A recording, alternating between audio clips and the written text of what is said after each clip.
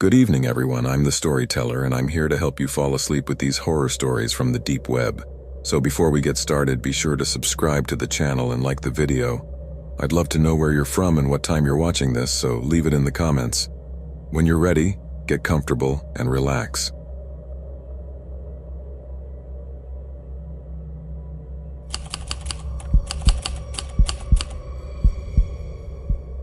Let me tell you a story.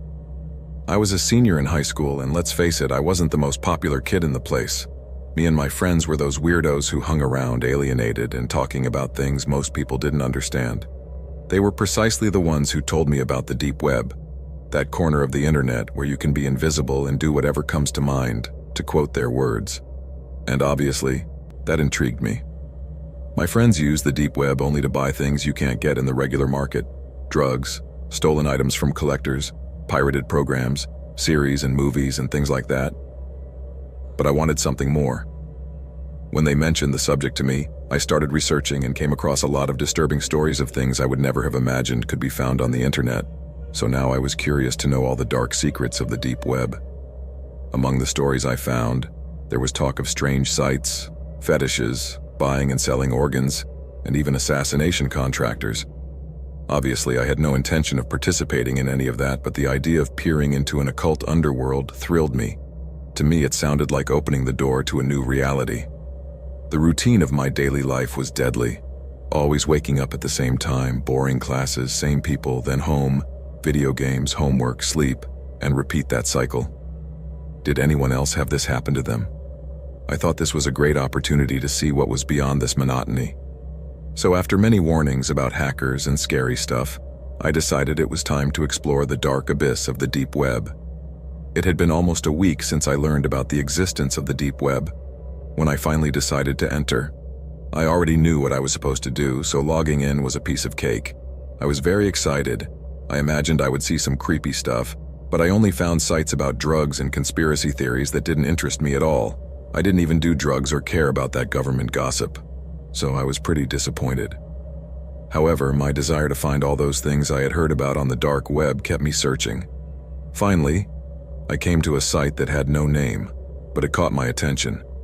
At first, I thought it was a broken link because I only saw a black screen, but then a chat box popped up with someone calling himself the administrator. He wrote to me, "Congratulations, you found the worst place on the net." I stared at the screen, confused rather than scared. And after a while, I only managed to reply, "Great," because what else could I say? I wasn't there for small talk with any strangers, so I just asked him what was good about the site, but he didn't answer. Immediately, horror scenarios began to flood my mind, but there was no turning back now. I needed to know what was on that site, so I typed again, albeit with a bit of fear, but instantly, the chat box closed and I was sent to a new screen. Suddenly, I found myself watching a video and noticed that there were 5 other people in a chat next to it. They were all waiting for something exciting. The video was in black and white and showed a small room with only a wooden chair in the center. After a while, the door opened and a guy was pushed inside. The man was blindfolded and wearing only a pair of black boxer shorts, and behind him came a woman dressed in black, her face covered by a mask. The atmosphere was gloomy, and there was a lot of tension. As for me, my adrenaline was through the roof. I was full of anticipation. What would happen now? I couldn't take my eyes off the screen. That sense of morbidity and curiosity had me gripped. I still didn't know if I was ready for what was about to happen. But I was there on the edge of the abyss, eager to find out what else was in this dark world. Deep down, it was a dangerous game. But my fascination was stronger than my fear, and the night was just beginning. Still, I felt I had crossed a boundary I could never cross again. Suddenly, the woman pulled out a knife and cut the guy's blindfold, pushing him towards a chair. He didn't resist, and when his eyes were exposed, I understood why. It looked like he had been drugged, as if he couldn't do anything. On the one hand, I knew this was wrong, and my conscience screamed that I should call someone or run away. But there I was, trapped by the image, unable to look away, and expectant of what would happen next. At that moment, the woman approached the camera and held the knife to the guy's throat. As the woman stood in front of the camera, one of the guys in the chat room typed, "Cut her finger off." My jaw dropped, and my hands balled into fists. Was he serious? Was I going to witness this being done to a guy while a bunch of sickos rejoiced? A feeling of nausea washed over me, especially when I saw the woman nod her head. Then she grabbed the man's hand and with a precise movement cut off one of his fingers. Blood spurted from the wound, and although the guy groaned, he couldn't fight back. I was completely perplexed. I was shaking as I swung the cursor to the X, because this was really getting the better of me. But I fought the urge to get out of there. It was strange. One part of me was horrified, but the other was fascinated and dead curious as to what it would all end up in. The woman continued with her task. She seemed to enjoy the show. The chat was full of comments from people asking for more, suggesting new tortures, and at that moment I felt a knot in my stomach. I really felt sorry for the poor man. The woman cut off each finger on his hand, taking her time between each one.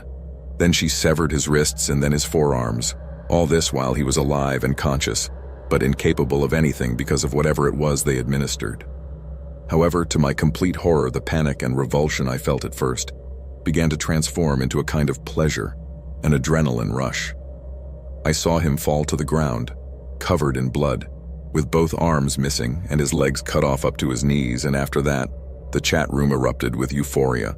People were excitedly writing messages of excitement, making suggestions, and asking for more shows like that. Incredibly, I got sucked into the situation. This was more intense than any video game I had ever played or any boring class I'd ever been in.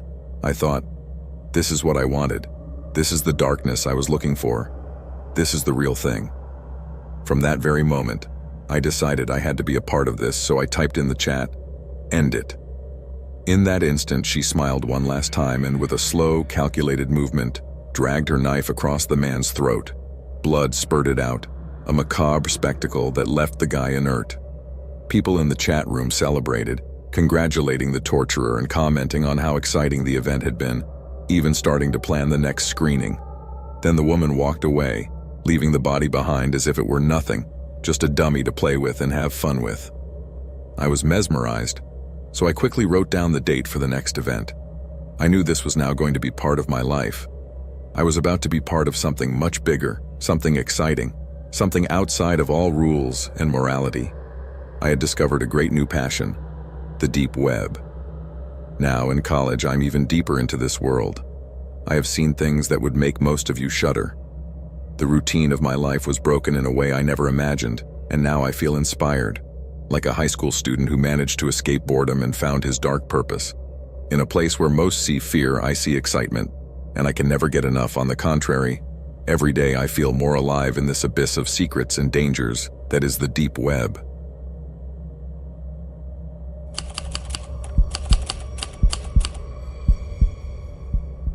Let me tell you a horror story that is completely true and that, frankly, I consider one of the worst mistakes of my life.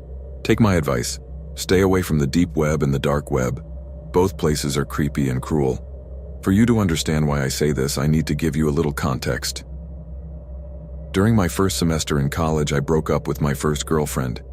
We had been in a serious relationship since high school and were inseparable. So much so that in 6 years of a relationship, we only had one small fight. But it all fell apart when she moved to another state with her family. I still can't believe it happened. As you can imagine, the next few months were a real emotional chaos for me. I would attend classes, come home, do homework, and then barricade myself in my room crying nonstop. I felt trapped in a loop with no way out, certain that I would never see her again, at least not anytime soon. However, as is often the case, I eventually came out of that horrible depression. I began to socialize more with friends and leave the sadness behind, but there were days when the memories would hit me hard. One day, I came home feeling especially depressed after a group of friends mentioned my ex. I needed a distraction, so I decided to chat online and forget about her for a while, which is how I ended up on Reddit, looking for any content that would make me laugh or entertain me in some way. But I didn't find anything that worked for me. However, one post caught my attention. It talked about something called the deep web. I was immediately curious, so I clicked on it. The post promised some crazy stuff about the deep web, some of which sounded too extreme to be true. It said there were sites to get drugs, contract killers, weird fetishes, and even human trafficking, as well as secret government documents. I wasn't interested in fetishes or anything illegal, but I wanted to see what that part of the internet I knew absolutely nothing about was really about. Most people said I needed a special browser called Tor, so I got up the courage and decided to install it. In the end, all I wanted was to clear my mind and stop thinking about Kayla. I must say I'm a bit of a geek and knew how to do these things, so after a few clicks I had Tor installed and ready to go. Upon logging in, I came across something called the Hidden Wiki and other sections on state secrets, conspiracy theories and stuff. Nothing really sounded too scary at the time, so I started exploring the categories they offered: drugs, adult content, pornography, and more. Clicking on drugs, I was surprised to see at least 100 related sites. I wasn't looking to buy anything. It wasn't my style to get involved in legal trouble, but my curiosity was piqued. This was a new world and I wanted to know more. My search didn't stop there. I moved on, and among several things I saw, I came across forums discussing torture and illegal pornography. At that moment, reality hit me. Maybe the publication wasn't so wrong, and everything I had heard about the deep web was being revealed before my eyes, and I must say that this place was much scarier than I imagined. My curiosity grew, but at the same time a shiver ran down my spine as I thought, what was I exposing myself to? It was like uncovering a box of horrifying surprises, and the worst part was that I wanted to keep looking. Even though I knew this was all sick and dangerous, something inside me urged me to keep investigating. I knew I was getting into territory that would probably change my life forever, and even though my gut was screaming for me to stop, curiosity got the better of me, and I decided to keep digging. Finally, I found a list of links that had nothing to do with the sites I knew, those typical .com or on net. These were crazy codes of letters and numbers ending in onion, and of course, this intrigued me immediately. I jumped right in and clicked on one of these links, and to be honest, I thought it was just a hoax because the page took a while to load. But when it finally did, I was confronted with a red link and a smiley face looking at me in a creepy way. At that instant, the alarms in my head went off, but my curiosity got the better of me and I decided to click again. You might think what I saw next was a virus or a hack, but no, it was much worse. The site was a dark feast of horror. Photos and videos of people being tortured, raped, and even hung. Some of them weren't even of legal age, and you know what I mean. I've seen some pretty disturbing things before, like grotesque accidents, but this was another dimension of disturbing. I don't consider myself a person who is easily frightened, but this pushed my limits, especially when I noticed there was a link to a live feed. I know many may think that such things don't really happen, but the stark reality is that there are people on this planet who take pleasure in doing these atrocities and heinous things. Realizing what I was really about to witness, I immediately closed the site and removed the Tor browser from my computer. I really couldn't take that much. In fact, I went for quite some time without logging onto my computer. After doing some more research on the dark web, I discovered that many people said these tortures were just urban legends. But I knew what I had seen, and it was no fairy tale. For those of you who are thinking about venturing into the dark web or the deep web, listen to my advice. Don't do it. And especially not if you don't know what you are doing. I was young, naive, and a bit foolish for getting carried away, but I would have preferred never to have set foot on that ground. So if for some reason you're curious about the dark web, I'll tell you this once and for all. Don't go. It's a journey you don't want to take. There are things in this world that are better left unexplored, and the darkness there is one of them.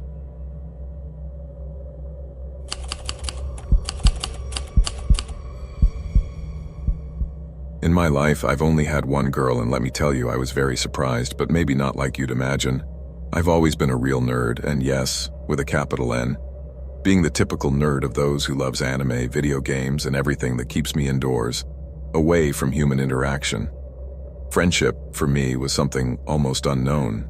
Well, that concept was almost alien to me. My parents used to worry when they saw me locked in my room watching cartoons while outside. The neighborhood kids played and laughed. Sometimes they would look out the window and I'm sure they wondered what was wrong with their little Miguel, who wouldn't even go out to get a little sun. But over time they got used to the idea, and well, that was it. Now, I'm self-employed and surprisingly, I made a friend in an online game. In the end, we got along pretty well, sharing the same interests and chatting every day. To me, that counted as a friendship. I work from home, keeping the same social distance I had as a kid. I'm a programmer, of course, but I don't always design websites. But anyway, back to the story. One day I had to go out to take my clothes to the dry cleaners. So I got in the car, and while waiting at a red light, I was looking for my phone everywhere as usual. And suddenly the car started to move a little from side to side. What the hell? I thought, peeking around the dashboard. To my surprise, I saw a girl lying on the hood, so I set the brake and ran out. "Hey, are you okay? Do you need help?" I asked as I approached, a little confused. Then she looked up and said, "Sorry, I was looking at my phone and didn't see you." At that moment, I was mesmerized. She was the most beautiful girl I had ever seen. Dazzling blue eyes, adorable freckles on her nose and cheeks, and a smile that completely disarmed me. "Are you sure you're okay?" I insisted, still mesmerized by her gaze. "Yes, I'm perfect. Thank you for your concern," she replied, smiling as she tucked a lock of hair behind her ear. In that instant, I completely forgot my social anxiety, and for the first time in my life, I felt comfortable talking to someone other than my family and asked her out for coffee. To my surprise, she accepted. That afternoon was amazing. It turned out she was also a bit of a nerd, loved the same anime as me, and was an animal lover, even volunteering at a shelter. But there was something else that struck me. Her parents had passed away when she was little. Although I didn't know it at the time, that event left deep imprints on her. As we were talking, the waiter brought a coffee that wasn't the one she had ordered, and she got so nervous that she didn't want to change it. She only wanted a cappuccino, but the waiter brought her a tall Americano. However, instead of demanding that he change her order, the girl immediately blushed, almost wanting to disappear. "God, I hope he doesn't get fired for this," she muttered as she covered her face with her hands. "Don't worry," I said with a laugh. "It's just a mistake. No one's in trouble." I tried to reassure her, but it seemed like every little thing in her life was affecting her intensely. After a few weeks of dating, I was in a pretty deep slump one night, and almost without thinking, I texted Carolina. "Hey, I'm really missing you," I wrote back. She texted me back that she missed seeing me too. Thus began an intense chat that I honestly didn't think I was going to have. At the end of the conversation, I decided to take a chance and asked her to send me some naked pictures.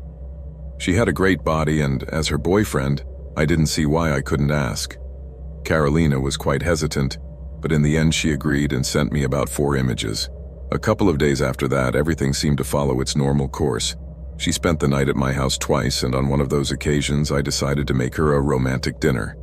I tried to cook chicken, but, as expected, I ended up burning it. So, not to disappoint her, I ordered Chinese food and we settled down on the couch to watch our favorite anime. It was a great night, and I wish it had never ended. After Carolina left, I was home alone and decided to play an online video game that I loved. My gaming buddy Luis was online and greeted me. "How's it going, Miguel?" he asked me with his usual curiosity. He had barely logged in and was already throwing questions at me, and I, distracted as always, responded with a simple, yeah, pretty much fine." But then, without me noticing, he dropped a bombshell on me that would change everything. "I know you're not using the dark web anymore, but I still visit it, and I saw some pictures of your girl there," he said with a naturalness that chilled my blood. My heart stopped. "What pictures?" I asked, disguising the panic that was already starting to take hold of me. And then Luis's words struck like a bolt of lightning. It turns out that the pictures of Carolina he had sent me were circulating on the dark web, and to make matters worse, they were gaining a lot of attention. It was impressive. How was it possible that those private photos were out there, exposed for anyone to see? And worse, I remembered that Carolina was also pretty computer savvy. So if she ever saw those photos, yes, I would be responsible. I couldn't wait. The next thing I did was look for the hacker who had shared these images, because it clearly hadn't been me. I'm kind of good with technology, so I got to work. I was up all night trying to track the guy down until finally, I managed to hack into his computer. But when I tried to delete the photos from his hard drive and the accounts where he had posted them, I got a scary message. "Do you really think I'm that stupid? Don't worry, you can keep the photos. I know who you are, Miguel." At that moment I froze. But the message didn't end there. "I know you have computer skills. I'll need you someday, so accept my proposal and I'll take the photos from you. Reply in the chat." I didn't understand what he meant, but I was so scared I couldn't think straight. So I quickly agreed. "Okay, just take them down." Right away he confirmed that the photos would be removed from the dark web. Then I got a message from him. "Good talk, see you in the future." I thought Carolina was safe, but in reality Carolina had already realized that the photos were all over the internet. She called me saying how was I able to do something like that to her when she trusted me. I was crushed and replied that it wasn't like that it was a misunderstanding, but it was obvious that she didn't believe me. After a moment, the photos had been deleted. But even then, it was too late. Carolina did not forgive me, and we never saw each other again. However, I still owed this guy a debt. I didn't know what he wanted from me or when he would need me. I just knew I was on his radar, and that scared me. To this day, I haven't received any instructions from him, and I hope it stays that way. But the worry in my chest won't go away, and I always wonder when he will show up again.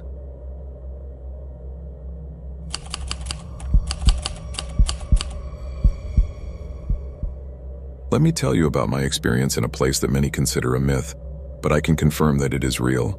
A place known as the Marianas Web. For those who don't know, this is said to be the shadiest corner of the entire deep web. Many people claim that the Marianas Web is a myth, and that all that stuff about red rooms and torture is not real. But let me tell you, they are dead wrong. I know because I used to be a hacker in those dark recesses. I was so good that I could access files and things that few others had access to. I could hack streetlights, bank accounts, even government documents. It was an intense adrenaline rush, but also a dangerous thing, and I knew it was all bad. But at the time, I thought I was a genius and thought I could get away with it if I was careful. It was the summer of 2015, and one night I decided it was time to explore a part of the internet that most wouldn't even imagine. I researched for days, gathered information, and followed the necessary steps to get to the Marianas website, but I'm not going to give you details on how it's done. I'll just tell you that it has a lot to do with encryption and encryption to access certain places. People think it's easy to access the dark web using just a special browser, but let me tell you that it's much more complicated than it looks. Eventually, I managed to get into this famous Marianas site, and the first things I saw were some drug sites, some sites selling stolen credit cards, and some grotesque fetish sites. Fortunately, those things didn't interest me, so I paid no attention to them. That's when I noticed a message in the upper right-hand corner of my screen that said, "Hello, new user. You have an invitation." I was confused, so I foolishly clicked on the message and a blank screen appeared with a single link. From the format, it looked like it was a video. I wasn't afraid of being hacked because my computer was super protected, and anyone trying to breach it would be in for a surprise. So thinking myself the king of the screen, I decided to click on the link. It took a while to load, but finally a static image was displayed on the screen, accompanied by a strange sound, like a frequency that made your hair stand on end. The video quality was so bad that I could only make out what appeared to be a living room. When a door opened, a man in a terrifying mask appeared and sat in a chair and began to introduce himself. "I am Alpha, known for assassinating many people in many interesting ways." As he talked about his assassination plans, I knew he was in trouble. He began to describe how he decided who he was going to kill and how he always got away with it. I've had quite a bit of experience on the dark web and have encountered some strange things, but this was too much.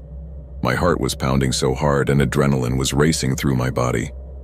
I kept watching, unable to look away, knowing that this did not promise anything good.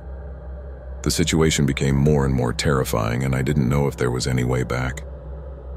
After a while watching that strange video, Alpha got up and went to another room, and when he returned, he brought a folder which he opened in front of the camera.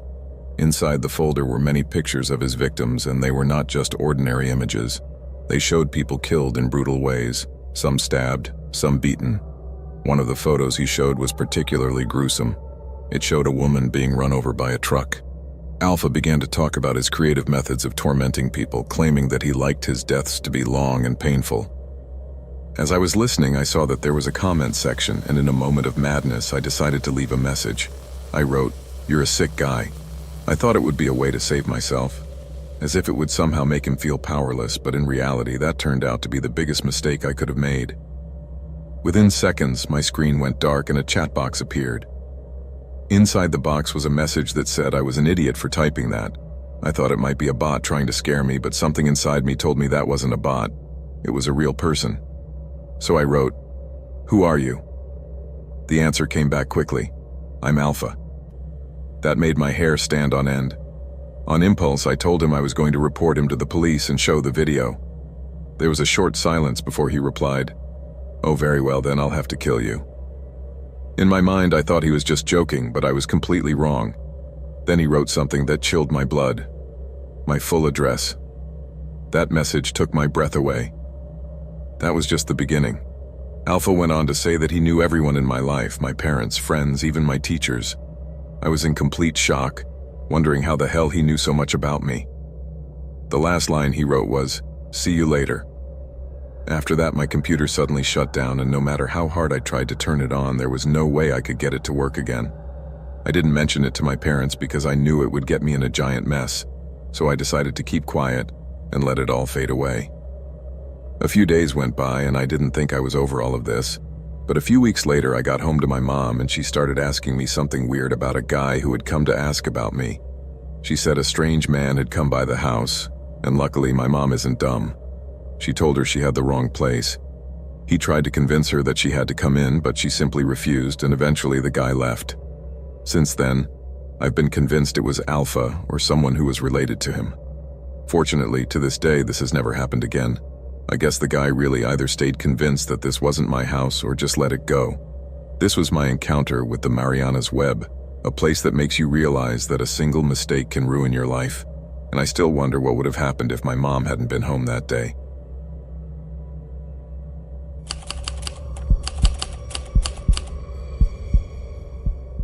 Hello, my name is Jamie, and I'm going to tell you about something that will freeze your blood. I work for a company that is dedicated to removing malicious websites. I can't tell you the name, but I've been at this for quite a while. And a couple of years ago, I came across a group of what are known as red rooms. Specifically, the 5 true red rooms of the deep web. No, don't go searching the web because you're not going to find them. If you try to enter any of those links, you will only get weird viruses on your computer. There are many myths about these rooms, and while some may just be scams, there are others that are creepy and real. To access the real red rooms, you need to know someone who manages them, as you can't just log in through some browser. It's a complicated process, and you have to gain the trust of some of the moderators behind these rooms. I managed to become friends with one of them by chance. The dynamic goes something like this. If you manage to get into the first red room, pay in Bitcoin and prove you are serious, you might get permission to enter the second one, and so on. So here I was, eager and curious, ready to step into the unknown. I clicked to enter the first room, and a black screen popped up, asking me for an access code. There I entered my 4 numbers with a dash, and to my surprise I was given access. I thought it had been too easy, so I moved on.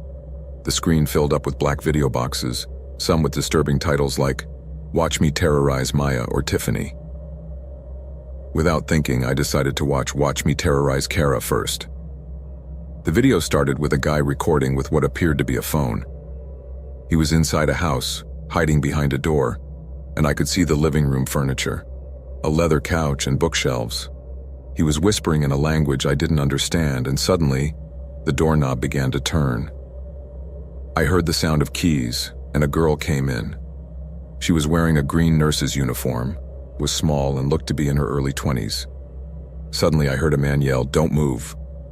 The girl froze like a deer caught in the headlights of a car. I could tell she was very scared. Then she dropped her keys on the ground. And at that instant, a guy dressed completely in black with a ski mask appeared behind her, brandishing a huge hammer. Raising his arm, the guy hit her twice in the head. She fell to the floor, and blood soaked the white carpet. That video was very frightening, realizing that there were many people who loved that kind of morbidity. The most disturbing thing was that the man yelled at the man behind the door, uttered something that sounded like "Don," and to my horror, both cameras went off. Whether this was real or it was the most disturbing sight I had ever seen, I didn't think it could be an act. I wanted to stop watching immediately, but for some reason, I kept feeling the need to watch the next video. When I started the next video, titled "Tiffany Freaks Out," what I saw was even more disturbing. The camera focused on a park, where a woman with brown and blue hair was jogging down a track, very calm, and a guy could be seen following her. He had foreign features and was sitting in a car with a cracked windshield. He was wearing black gloves, though, and never showed his face. He was laughing and mumbling as the woman ran, while I, through the screen, wanted to yell at her to run away from there, to get away from the park, but I knew there was nothing I could do. She couldn't hear me. Suddenly the screen went dark, and I thought the video was over. But I was very wrong. The guy came back in what appeared to be night vision, all green and a little blurry. Then I saw what the camera was focusing on. A girl tied to a log trying to scream. Her arms and legs were restrained, and her mouth was covered.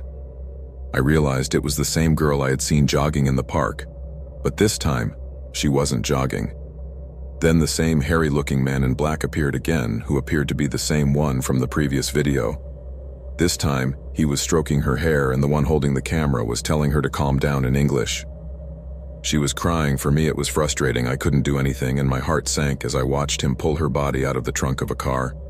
In a moment of clumsiness, he hit her head with the trunk lid, and for a moment I thought it was just a joke and everything was going to be okay, trying to calm down.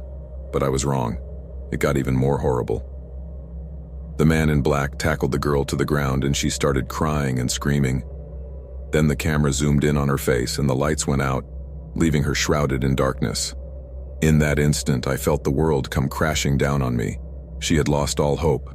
I wanted to cry, and I struggled to keep the tears at bay. The scariest part was when they started tying her wrist to the car's grill. The cameraman was still filming, and the other guy started the engine, making it clear what they were going to do. They were going to drag her away. At that moment, the video cut off abruptly. At the end, a message appears that made my blood run cold. If you really enjoy my content and want to support me, please like this video and subscribe to my channel. That helps me reach more people. That sentence sounded so out of place from what I had seen that I could barely process it. I stood in shock, feeling the gravity of what I had just witnessed crush me. I immediately left that place and never went back into the dark web again.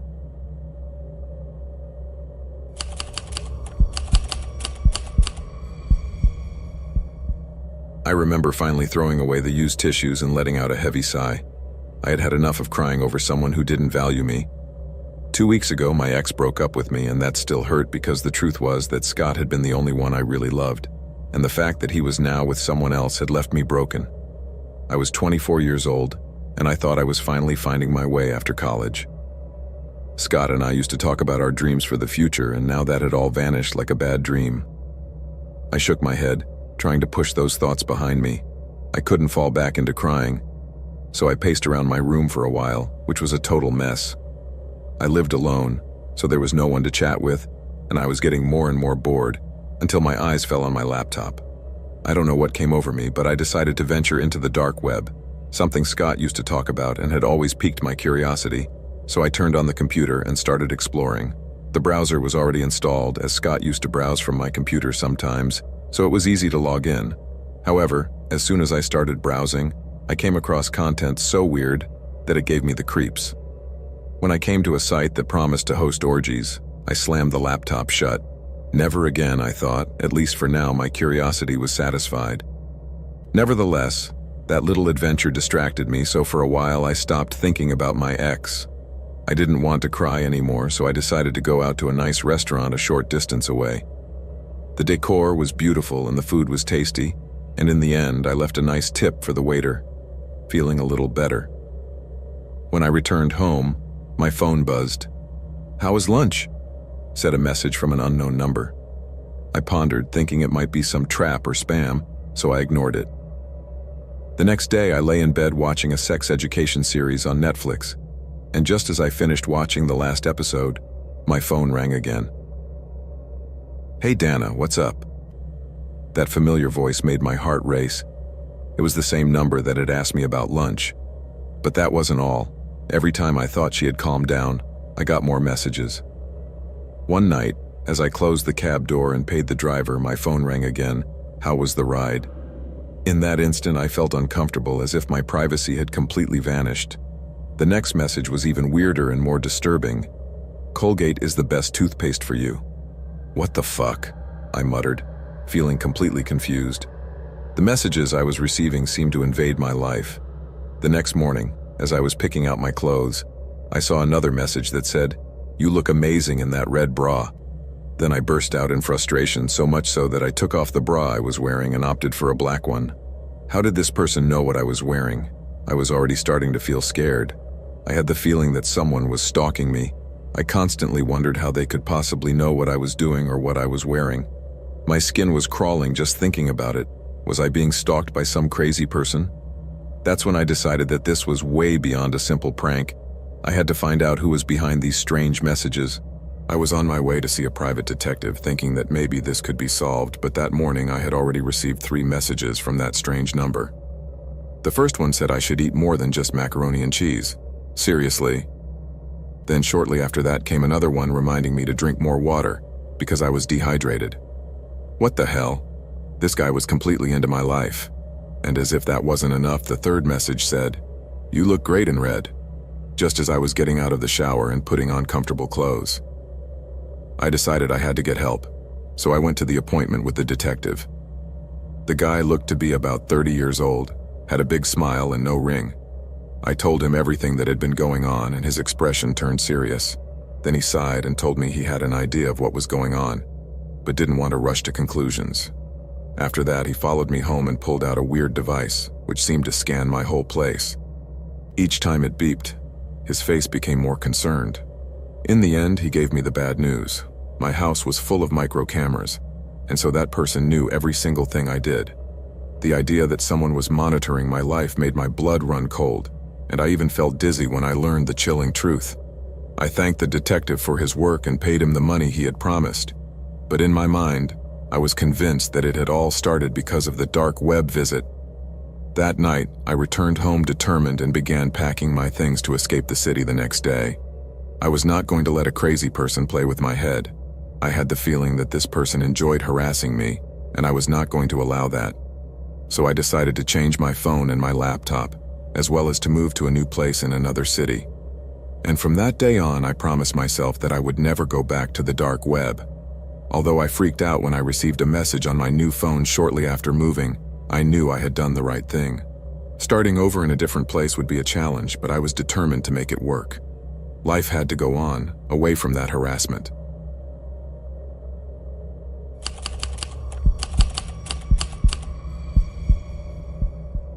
I always thought my girlfriend was a real hottie. To be honest, I've never had great self-esteem and often felt like I wasn't on her level. Let me tell you a little about myself. I'm shorter than her, I don't have a six-pack to show off, and besides, she pays the bills. I'm just the receptionist at a hotel on the edge of town. Now let's talk about my girlfriend, Michelle. She's tall, has those green eyes that dazzle you, and dark hair that blows everyone's mind. Whenever we go out, it's impossible not to notice how all the guys stare at her, and some even dare to approach her and ask for her number while I'm standing next to her. Michelle always assures me that I'm the best thing for her, and that she loves me. But in recent times, I have felt that things have changed. I find her glued to her phone, smiling or laughing, and when I ask her what she finds so funny, she simply tells me that she is talking to her friends. I don't know, something about her answer doesn't convince me. I'm starting to think she might be cheating on me. Every time I think about it, I shudder, as if it's only a matter of time until she finds someone better than me. One night, while she was sleeping, I heard her phone vibrate. I didn't want to be that jealous, snooping guy, but a voice in my head told me I should see who was texting her. So I slowly got out of bed and walked over to her nightstand. But just as I was about to touch her phone, she woke up and asked, "What are you doing, honey?" I, caught, replied, "Nothing, I was just thinking. Your glass is empty, I want to get you some water." Then she stretched and thanked me in a sleepy voice, so I quickly left. As I filled the glass, I was overcome with paranoia about whether she was really being faithful to me, and that worry led me to my computer.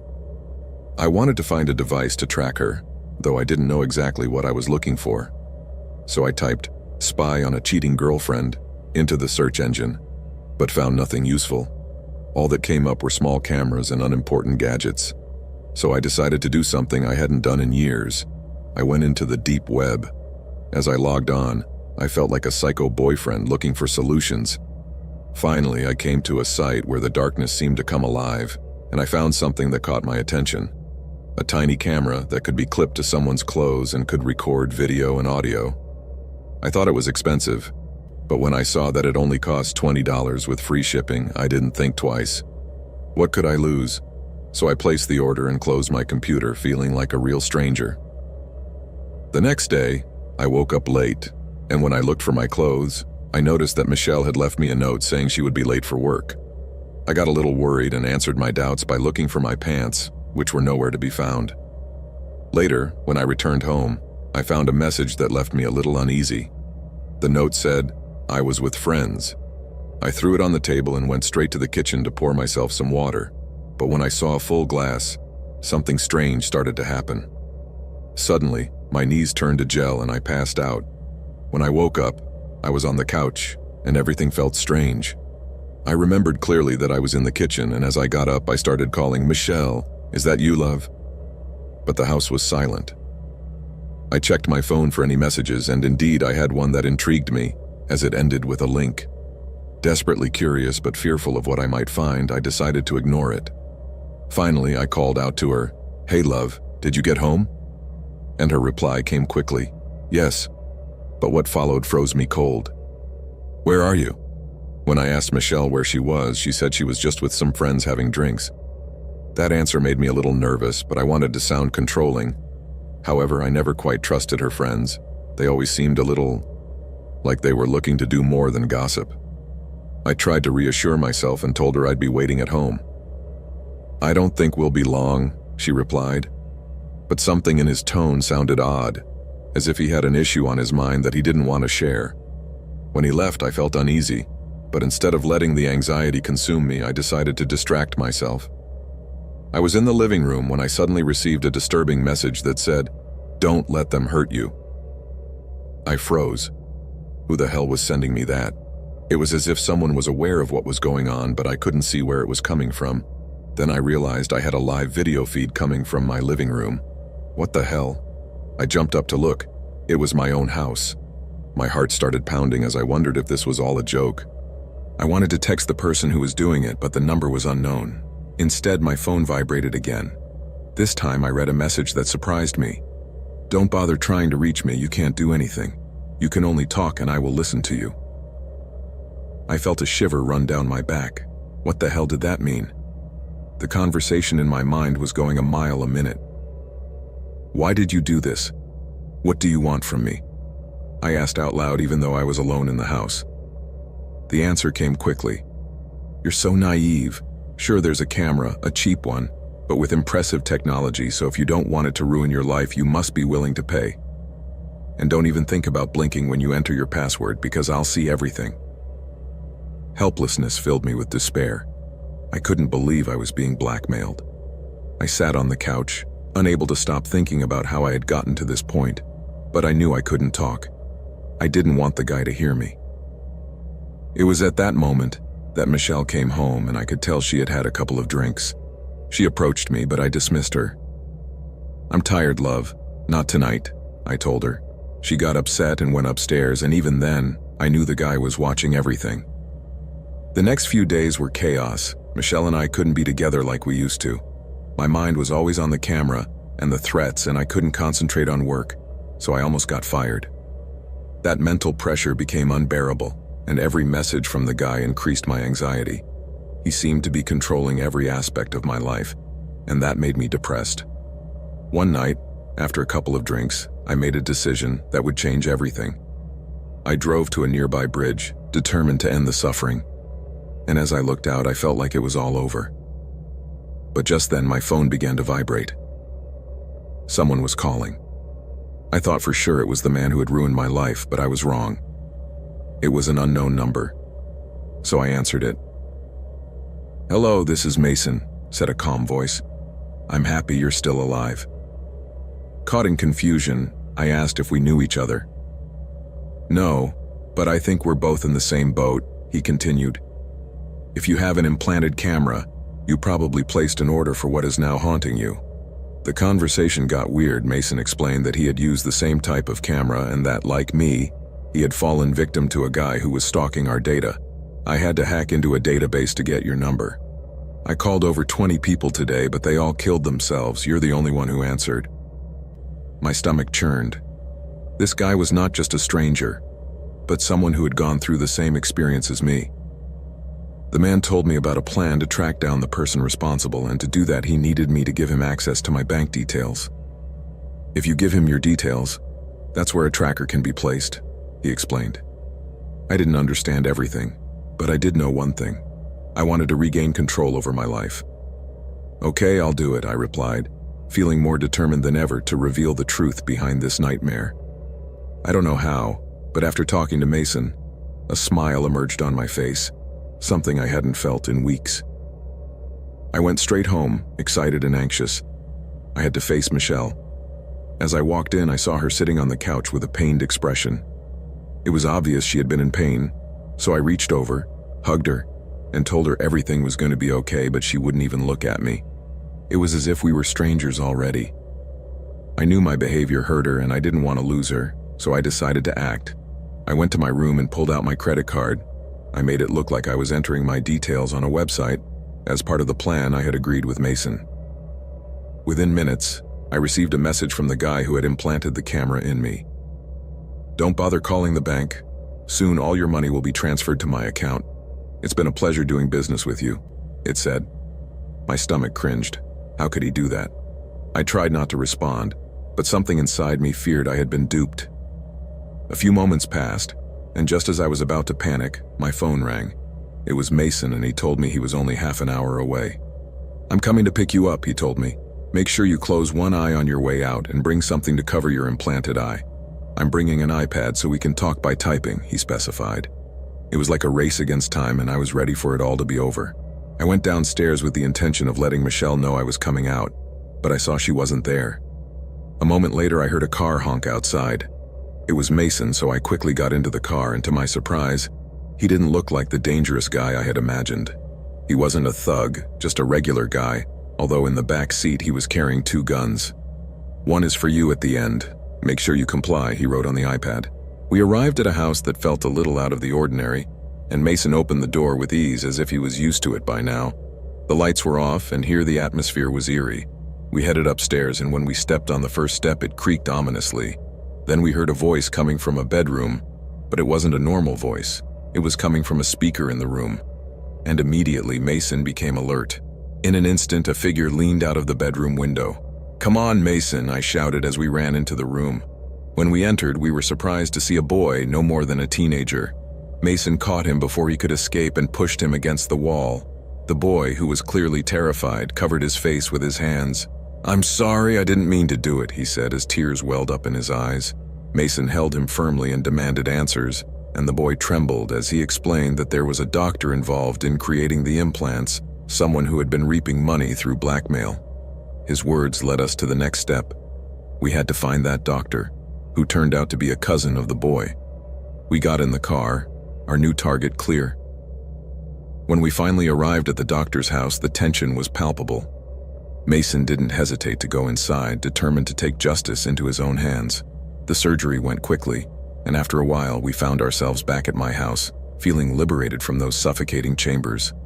I quickly returned home with overwhelming relief, feeling like I could resume my life, but when I walked in, something wasn't right. There was no sign of Michelle.